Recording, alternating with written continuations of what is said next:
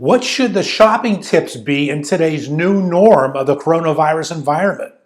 Well, I can think of no one better to ask than my next guest. She is wardrobe stylist and fashion contributor to Politics and Profits. Let me welcome back Lyndell Werling. Lyndell, good to see you. Thank you, Rick. I'm excited to be back, and there's no topic, as you referenced, that I'd rather chat about.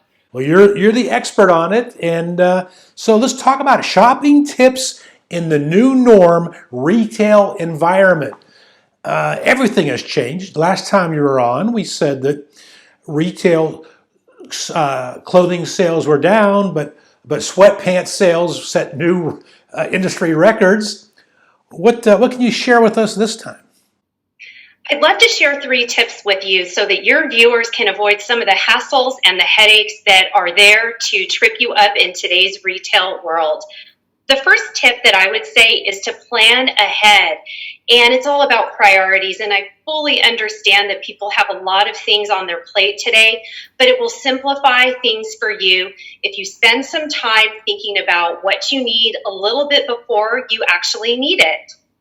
If you go to the mall, take 2 things with you. One is a list of what you need, and the second is your PPE. A lot of places are still requiring masks, and they'll want you, before you touch their pen to sign and go into their dressing rooms, to sanitize your hands. So for a lot of people, this is a very controversial, scary thing. We don't know what's in the hand sanitizers the stores have. So bring your own. Bring things that you're comfortable with so you don't have to rely on what they want you to use. That makes sense. That makes sense. I hadn't thought of that. Yes. One of the other things that I would recommend for people, tip number 2, is to go online. All of these retailers are very interested in having your sales and sending things to you. So there are a lot of deals that will be made, and free shipping, typically both ways, is available. So you can avoid any of that challenge that you may face, especially if you have sensitivities and you want to social distance, or you feel like being in a mall or a retail environment might subject you to a risk that you're simply uncomfortable with. Well, let me ask you, and this is a general question, but it's related to what you just brought up, Lyndell. And I can think of no one better to ask. I mean, you are, a wardrobe stylist. You're very fashion savvy.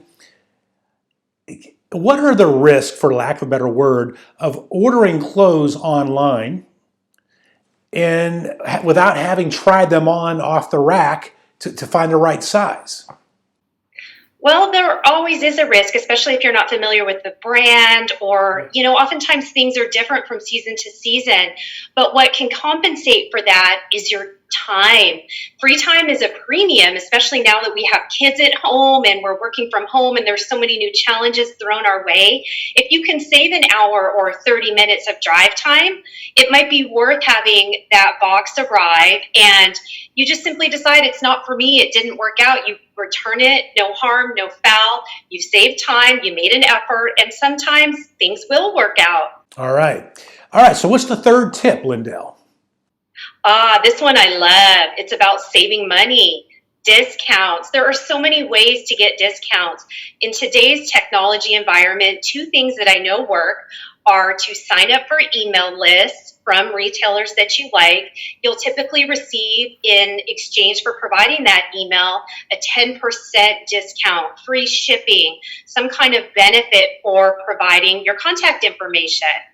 Or, now that a lot of these major retailers have apps, if you download the app and become a member, over time you can accrue discounts.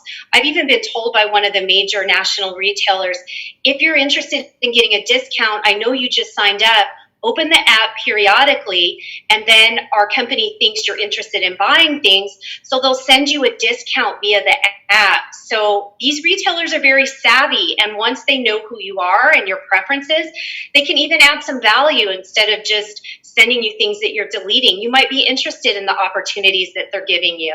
That's great. I was not aware of that point number 3 at all. That's great information. I'm sure many people in our audience are learning about it for the first time, and it makes sense. Yeah, and the last one that I would offer is just ask if there's a discount that can be made available. Typically, people at the cashier point of sale or at their 800 numbers will be able to offer you something, even if it's small, a couple dollars here or there, or let you know about a sale that might be coming up. There really just are ways to make that dollar go further and have your investment be a good one. Great advice, Lyndell. Always right to the point and valuable. Very important question I have to ask you before we let you go. It's an important one. Pac-12 football is about to begin. What are your USC Trojans going to do this year?